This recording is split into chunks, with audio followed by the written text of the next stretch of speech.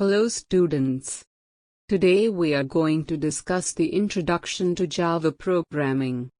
Actually we already learned the Java basics last year. Please consider it as a revision and pay attention to these videos. Now we can see the tokens in Java. So what is a token? The smallest individual unit in a program that is meaningful to the compiler is called a token. Tokens can be divided into 5 types. They are keywords, identifiers, constants, operators, and separators. So what is a keyword in Java? Keywords are reserved words used in Java program. Keywords are predefined words that have a special meaning in any programming language. They represent a specific task that has to be performed. All keywords used in Java are in lowercase. For example, int, else, if, public, etc. Next token is identifier. What is an identifier? Identifiers are names given to different parts of a Java program. Identifiers are used to denote class name and variable name. There are some rules for creating the identifiers. Some rules are as follows. It cannot begin with a digit. Identifiers may be of any length. Reserved words cannot be identifiers. Next topic is constants. Constants are also known as literals. A constant is a value that remains fixed during the execution of program. Numeric constants. Integer constants. Integer constants are values which represent whole numbers only. They can have positive or negative values, for example, 4, -7. Real constants. Real constants are also called floating point constants. These represent value with decimal point. For example, 56.4 -75.5. Next topic is alphanumeric constants. Character constants. A character constant is a single character enclosed in single quotes such as B, C. A character preceded by a backslash is called escape sequence, and it has a special meaning for the compiler. Next is string constant. String constant. A string constant is a collection of alphanumeric characters enclosed within double quotes, for example hi, hello. Boolean constants. A Boolean literal is used to store logical values either true or false. Null constants. The null literal is the reserved constant used in Java to represent a null value. Next token for the discussion is operators. What is an operator? Operators are symbols that perform specific operations on operands. Type of operators are as follows. 1. Arithmetic operators. 2. Assignment operators. 3. Relational operators. 4. Increment and decrement operators. 5. Logical operators. 6. Conditional operators. 7. Bitwise operators. 8. Shift operators. Separators. Every language has a unique set of special symbols that work as separators. In Java, separators are used for grouping and separating the data values written in Java program. Example, comma, braces, semicolon, parenthesis. Next topic is data types and variables. Data types are defined as the data storage format that a variable can store to perform a specific operation. The size of a variable and a constant are determined by data types. Data type classified into 2 types. They are primitive data type and reference data type.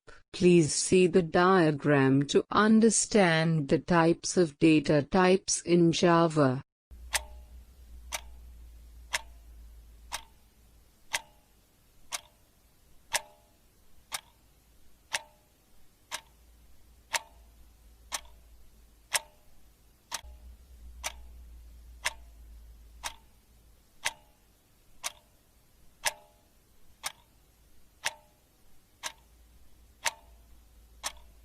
Now we can see more about primitive data types in Java. Primitive data types are predefined by the language and named by a keyword.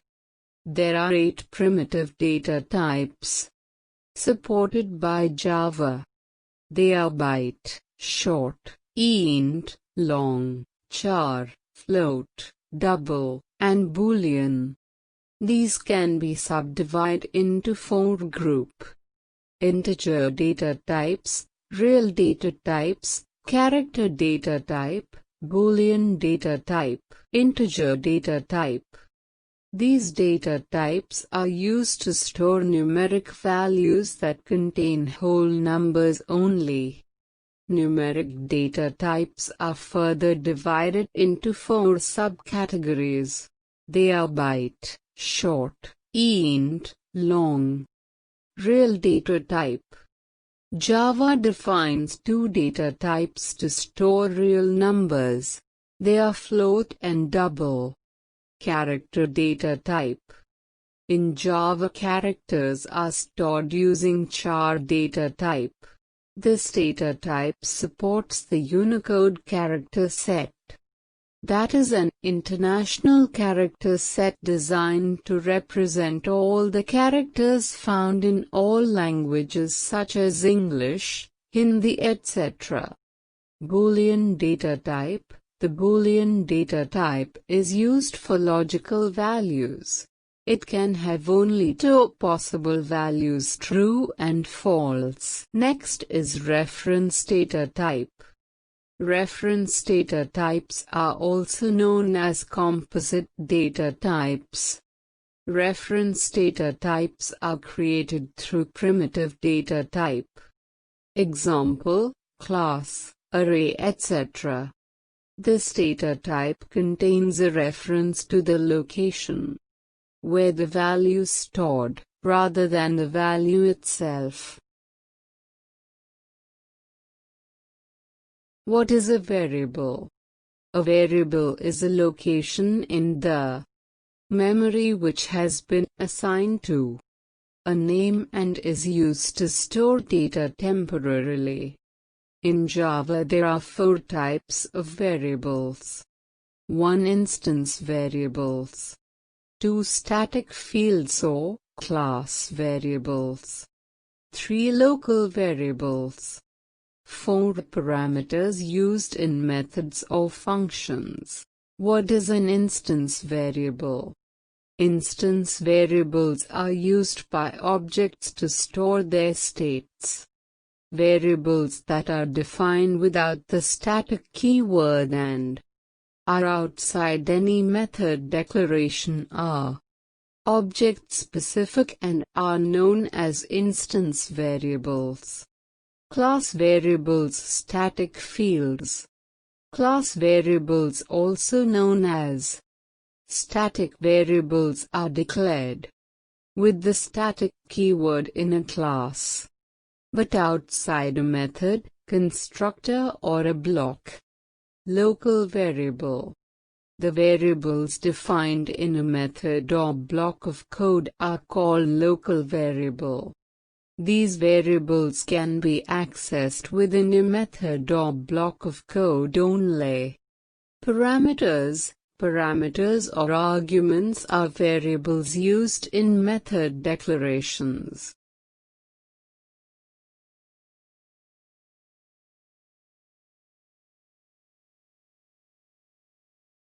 Here you can see a sample program. Int data is an instance variable.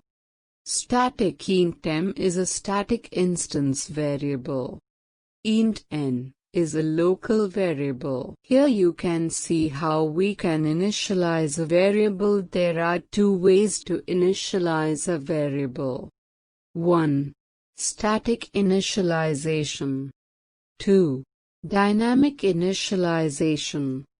First, static initialization. This is a process where we assign values to the variables at the time of declaration. For example, int a equals 5. Dynamic initialization. In this process, instead of assigning a value directly to a variable, the value is assigned during the execution of a program. Int a equals 5, int b equals 6, int c equals a plus b is an example for dynamic initialization. Variable scope. Every variable has its own scope that defines its boundary. Scope refers to the program area within which a variable is accessible. Generally a variable within the set of braces. It is declared in. It is also called a block. Okay students. That is the end of today's class. Please read the chapter 4 on your textbook and let me know if you have any doubt.